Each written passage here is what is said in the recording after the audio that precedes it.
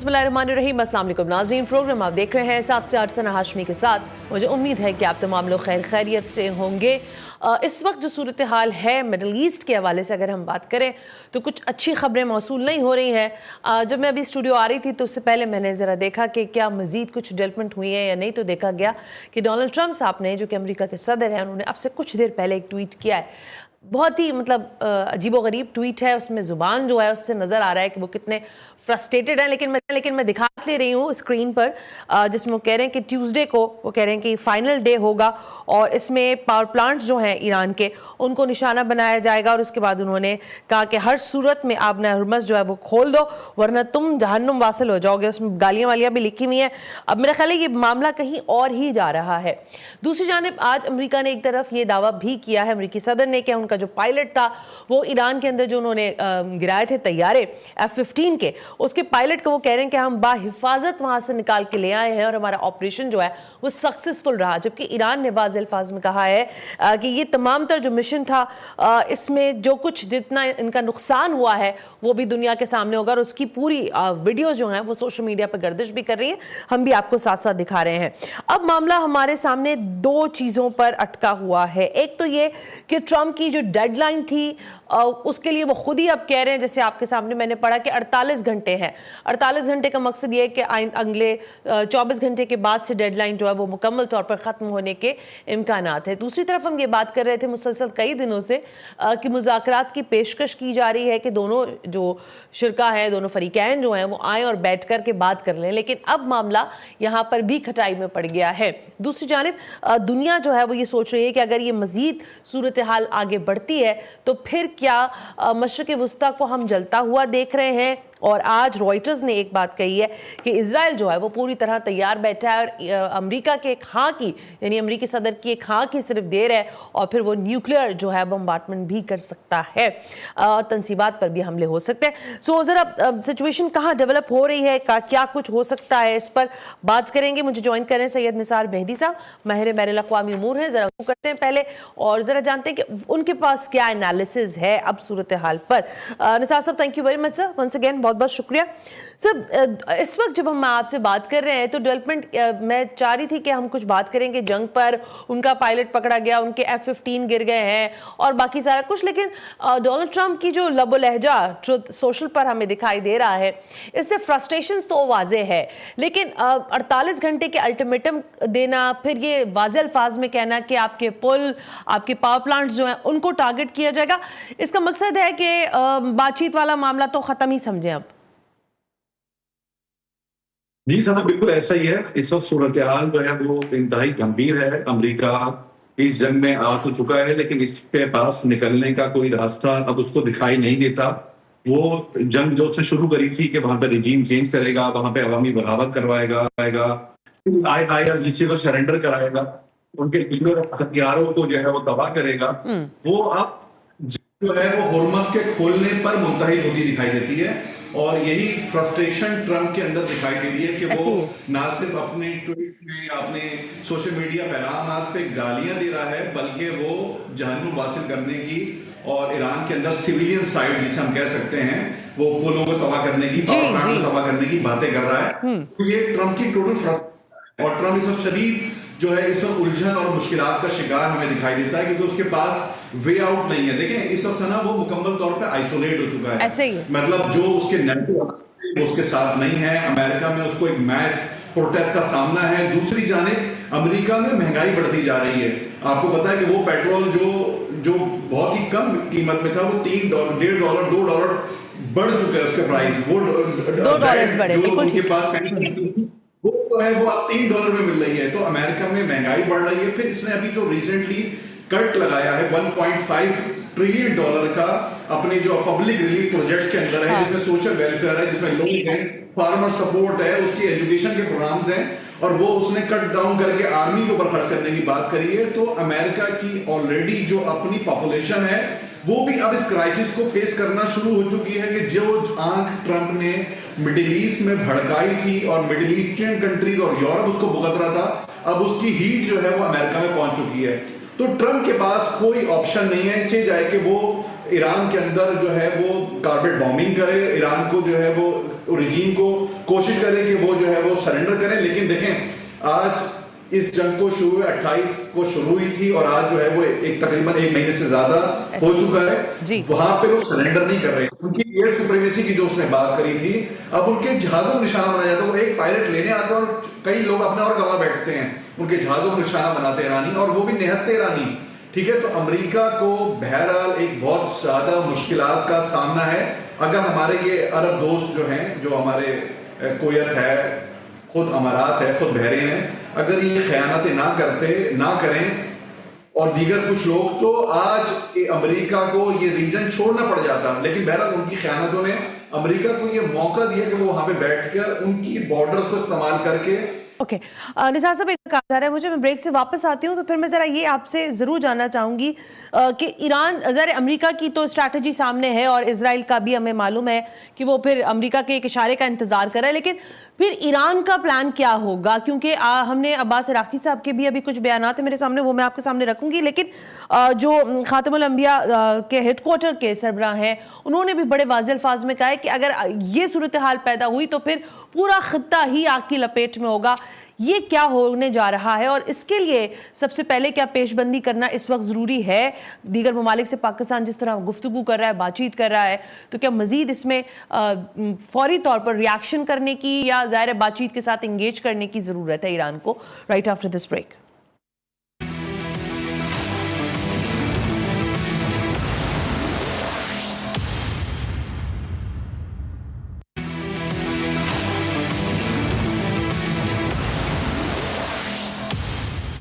Welcome back नाज़रीन, हम break पर थे और ज़रा गुफ्तगू कर रहे हैं कि मिडल ईस्ट की जो सिचुएशन बदलती हुई दिखाई दे रही है और जिस तरह से अमेरिका और डोनाल्ड ट्रंप के जो थ्रेट्स हैं वो भी अब ज़ाहिर क्लियर ही होते जा रहे हैं। लेकिन इंटरनेशनल एटॉमिक एनर्जी जो एजेंसी है उसके साबिक सरबराह ने भी कहा आज कि किस तरह से डोनाल्ड ट्रंप को रोकना बहुत ज़रूरी है, क्योंकि इससे पूरी दुनिया जो है ख़ास किस्म की मुआशी तबाही की तरफ तेज़ी से बढ़ रही है। निसार से ये सबसे अहम तरीन सवाल तो ये कि क्या आप समझते हैं कि अगले 48 घंटों में जैसा कि थ्रेट दे रहे हैं डोनाल्ड ट्रंप, कोई ऐसा हमला इजराइल की जानिब से मुतवक्के है जो कि बराह रास्त ज़ाहिर है जो एटमी तनसीबात है ईरान की उस जानिब, या जैसे उन्होंने कहा है कि पुल और बाकी सारी चीज़ों को निशाना बनाया जाएगा? अगर हो जाता है तो फिर क्या रिटेलिएट क्या कर सकता है ईरान? देखिए सना, ये जो दूसरा 48 आवर्स की जो अल्टीमेटम बाकी रह गया है, हम दोबारा हमले करेंगे, तो हमें ये समझने की जरूरत है कि ये हाई प्रोफाइल पर्सनैलिटीज को भी टारगेट कर सकता है साथ साथ, क्योंकि अब तक इनके लिए एक बड़ा मसला है कि ईरान की जो लीडरशिप है वो डरी नहीं है, बल्कि वो मैदान में खड़ी है। आपको पेज़ेश्कियान, इराक़ची और ये सारे लोग लोगों के साथ मिलते जुलते रोडों पे दिखाई देते हैं। तो इसलिए जो लगता ये है कि वो जहां उनके सिविलियन इंफ्रास्ट्रक्चर को निशाना बनाने की कोशिश करेंगे, वहीं साथ साथ अब्बास इराक़ची हो गए, वहीं साथ साथ बाबर तालिबाफ हो गए, वहीं साथ साथ इनकी अहम पर्सनैलिटी, इवन शायद प्रेसिडेंट को भी टारगेट करने की कोशिश करें।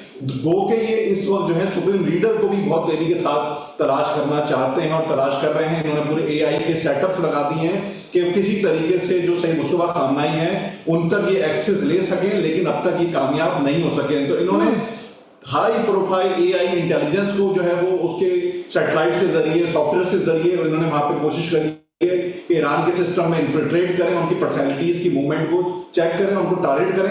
दूसरी जानिब ये वहां के इंडस्ट्रियल एरियाज को, ये वहां की सिविलियन साइट्स को, ये वहां की पेट्रोकेमिकल साइट्स को, ये वहां की इलेक्ट्रिकल पावर प्लांट्स को भी टारगेट करने की कोशिश करेंगे।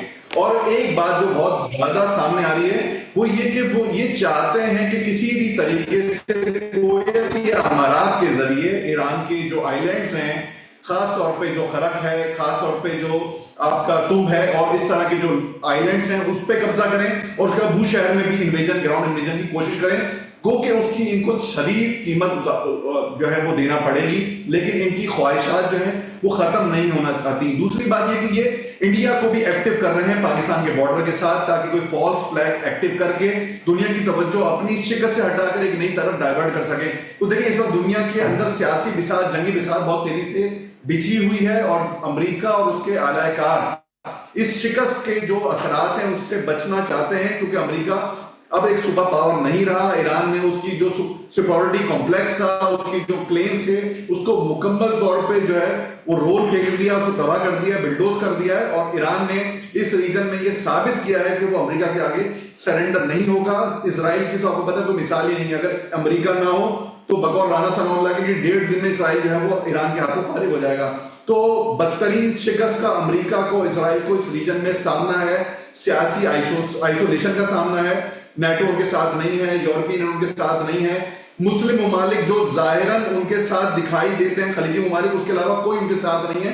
तो अमेरिका को इस वक्त न सिर्फ बदतरीन सिफारती तरह शिकार हो चुका है, बल्कि साथ साथ वो अस्करी शिकस्त का भी शिकार होता जा रहा है। तो ऐसी शिकस्त से बचने के लिए कोई भी अहमकाना हरकतें जो वो करता रहा है वो कर सकता है।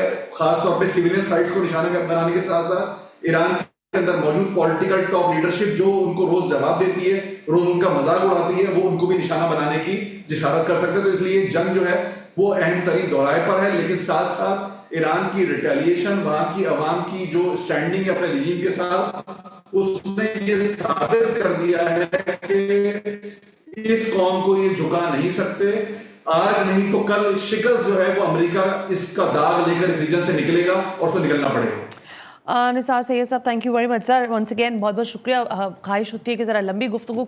आपने आज बड़ी अलार्मिंग बात ये की है कि एक मरतबा फिर ईरान की मौजूदा लीडरशिप को टारगेट करने का सोचा जा चुका है और ये उस तरफ पेशकदमी होगी अगले 48 घंटे।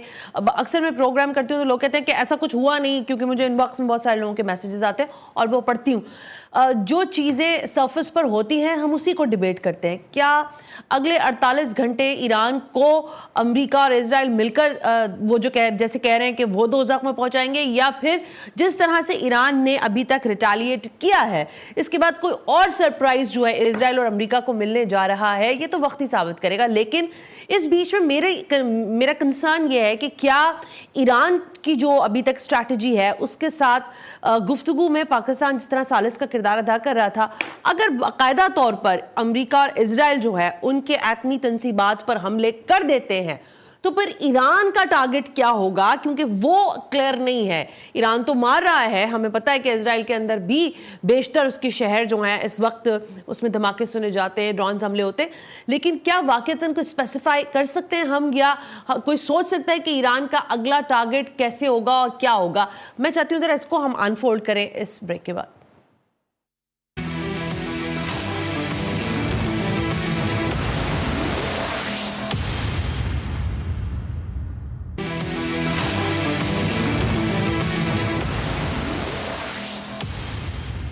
वेलकम बैक नाजरीन, हम ब्रेक पर थे और ज़रा गुफ्तगू हो रही है बदलती हुई मिडल ईस्ट की सूरत हाल पर। मुझे ज्वाइन करने जा रहे हैं मंसूर जाफर साहब, माहिर बैनुल-अक़वामी उमूर हैं, इंपॉर्टेंट शख्सियत है।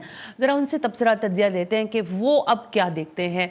मंसूर साहब, once again thank you very much sir for joining अस।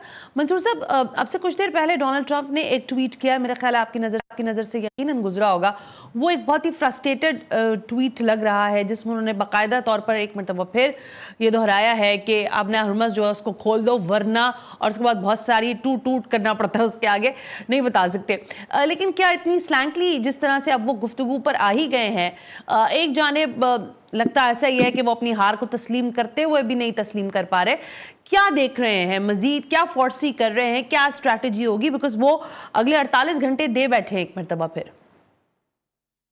मैं समझता हूँ कि जितने शर्मनाक ट्वीट उन्होंने आज अभी की है कुछ लम्हे पहले, शायद कभी किसी अमेरिकी सदर ने इस नौईयत की जुबान या इस नौईयत की डॉक्यूमेंटेड जो है वो हरकत फरमाई हो।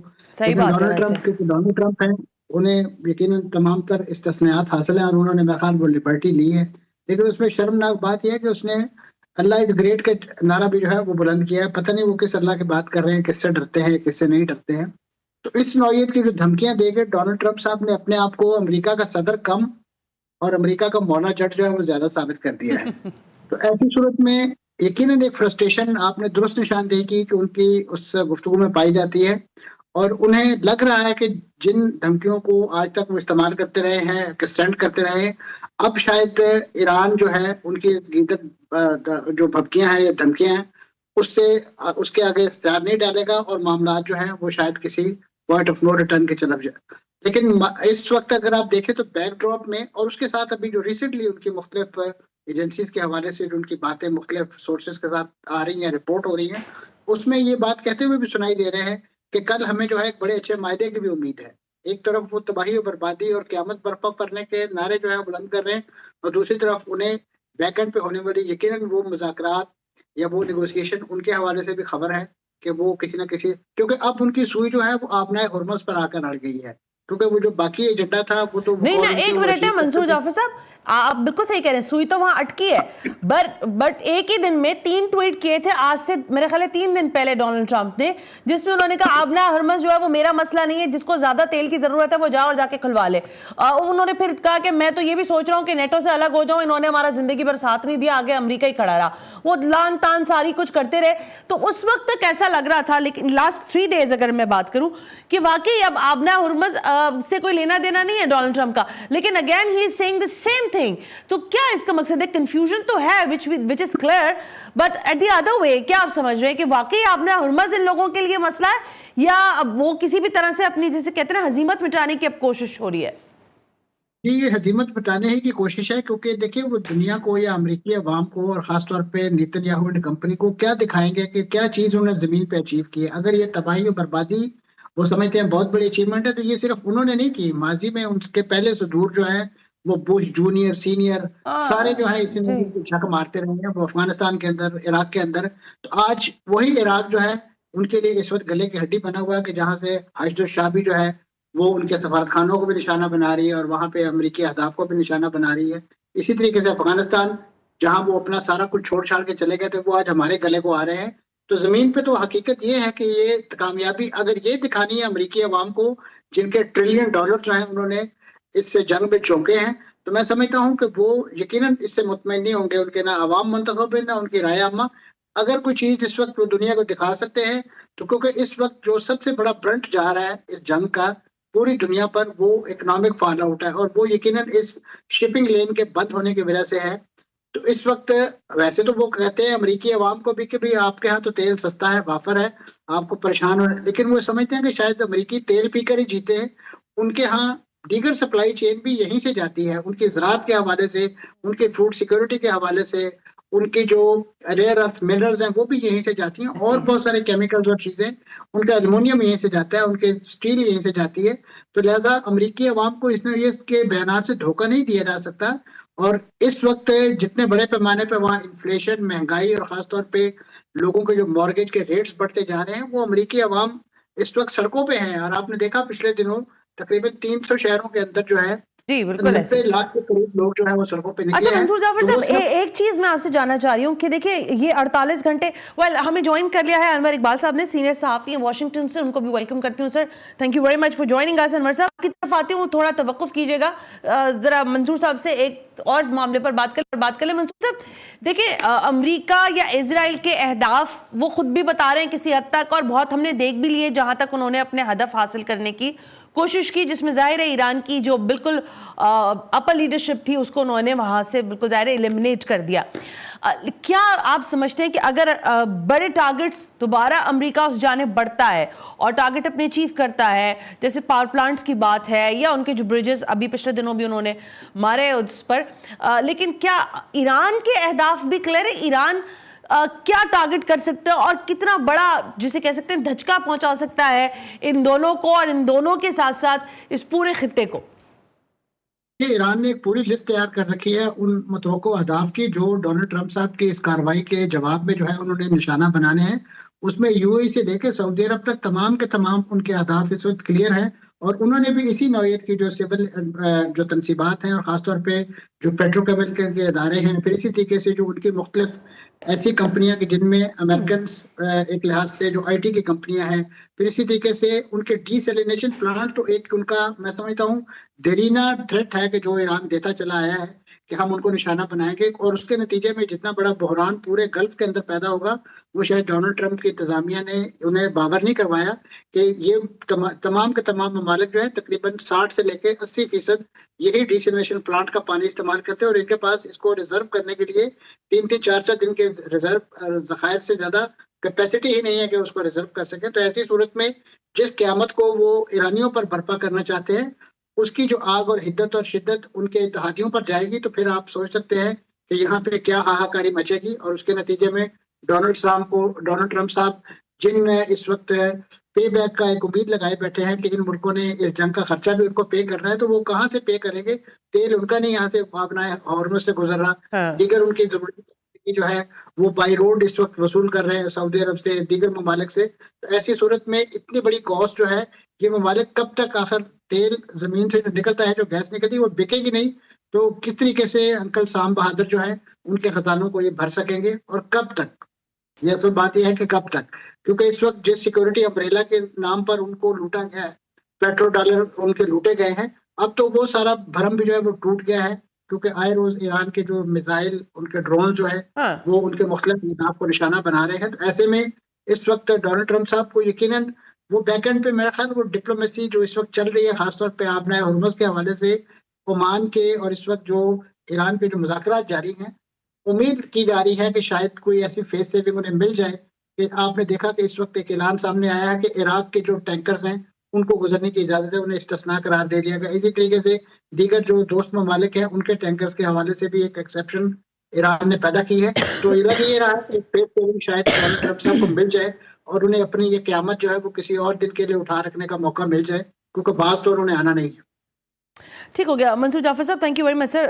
आज के लिए आपने हमारे लिए वक्त निकाला। इंपॉर्टेंट बात की आपने कि इन्होंने तैयार कर रखी है, और जाहिर है अगर अमेरिका की जानिब से हमले होंगे तो फिर ईरान भी उसी तरह से हमलों का जवाब देगा। अनवर इकबाल साहब, sir thank you once again, बहुत बहुत शुक्रिया हमें ज्वाइन करने के लिए। अनवर साहब, अभी मैं बात कर रही थी डोनाल्ड ट्रंप के ट्वीट के हवाले से, सबसे पहले तो ज़रा उस पर तबसरा फरमाइएगा, क्योंकि मंसूर जाफर साहब भी और अब से पहले जो हमारे ज़ाहिर तज्ज़ियाकार थे सैयद निसार मेहदी साहब, दोनों ने कहा कि ये जो डोनाल्ड ट्रंप ने ट्वीट की है ये शायद अमेरिका की तारीख के पहले ही सदर होंगे जिन्होंने लिख कर इतनी बहुत ही जिसे कह सकते हैं बुरी अंदाज से, बुरे लबो लहजे से गुफ्तगू की है। क्या आप समझते हैं कि ये अमेरिकी सदर के शाया निशान एक ट्वीट है, या एक फ्रस्ट्रेशन और एक फ्रस्ट्रेटेड सदर की ट्वीट है, या ट्रुथ सोशल पर पैगाम है? ऑलराइट, एक ब्रेक लेते हैं, ब्रेक से वापस आकर ज़रा पता करते हैं कि अब अमेरिका में क्या पल्स है, क्योंकि 48 आवर्स तो उन्होंने दिए हैं ईरान को, लेकिन जाहिर है फिर कुछ खबरें थी, कुछ मेरा ख्याल है फेक न्यूज़ है या नहीं है, मैं ज़रा पता करती हूँ अनवर साहब से कि डोनाल्ड ट्रंप की बीमारी की खबरें भी थी, वो कहाँ तक सही हैं, उस पर बात करते हैं इस ब्रेक के बाद।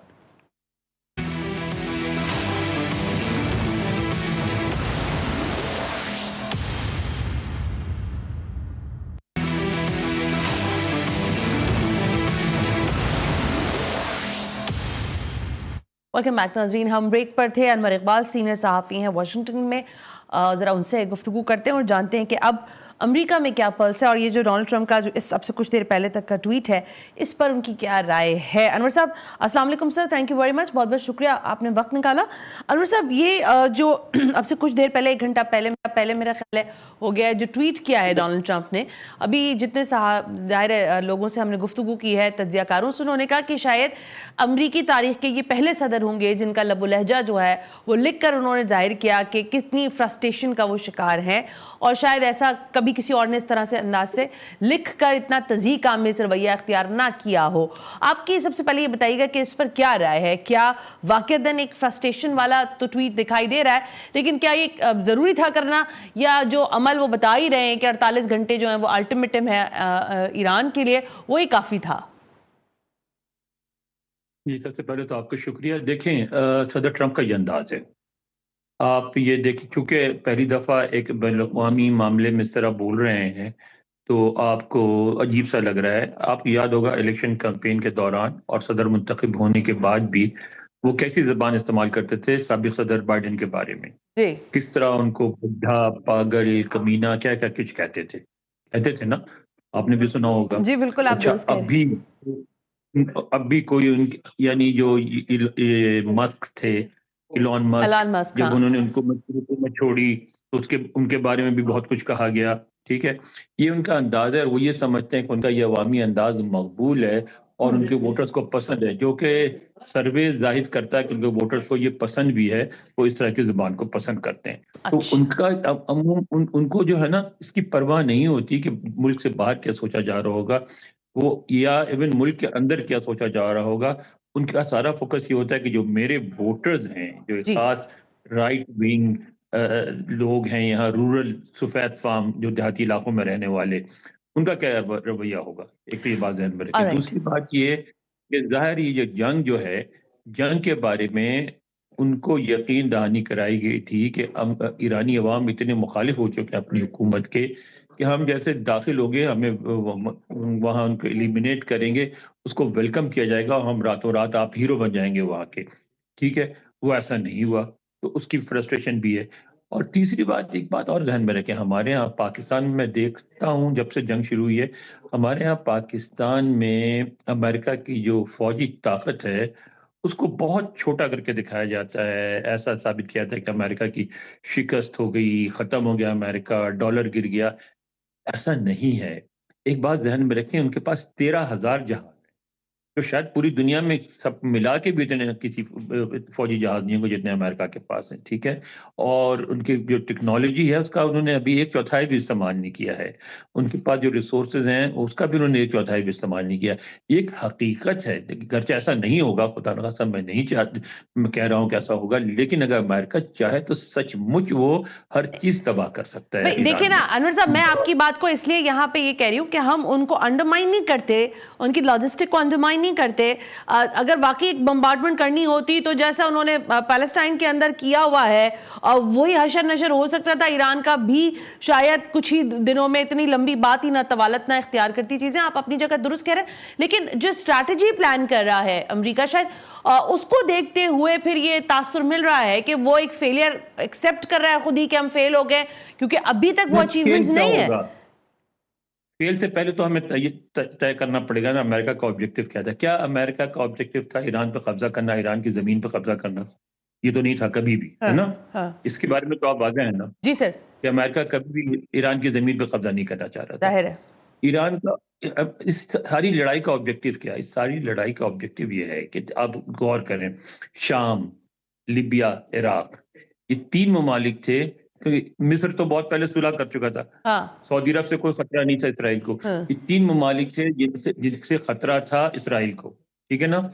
उनको इस काबिल नहीं छोड़ा गया कि अब इसराइल के लिए कोई भी खतरा हो, ना इराक कोई खतरा है, ना शाम कोई खतरा है, ना लिबिया कोई खतरा है। और लुबनान से आते हैं हमले और ईरान सपोर्ट करता है। तो वो ये चाहते हैं कि ईरान और लुबनान में तो उन्होंने डिक्लेयर कर दिया और वो कर भी लेंगे कि जो जुनूबी लुबनान का इलाका है उस पर कहते हैं कि अब हम लुबनान को वापस नहीं करेंगे, अब हम अपने कब्जे में रखेंगे और वहाँ जाके अपने लोगों को आबाद करा देंगे।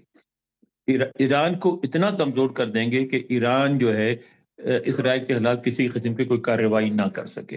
तो अब तक यहाँ ये समझा जाता है कि अमेरिका इस हदफ को आहिस्ता आहिस्ता हासिल कर लेगा। तो अगर आप इस नज़र से देखें तो आपको उनकी जो ये पूरी मिलिट्री कैंपेन है वो नाकाम नहीं नजर आती। अच्छा, बड़ी डिफरेंट बात करें आप अनवर साहब, लेकिन अनवर साहब इसमें फिर ये फरमा दीजिए कि जो अभी तक टाइम फ्रेम है, जब हम टाइम फ्रेम देखते हैं, देखिए 1 महीना हो गया है।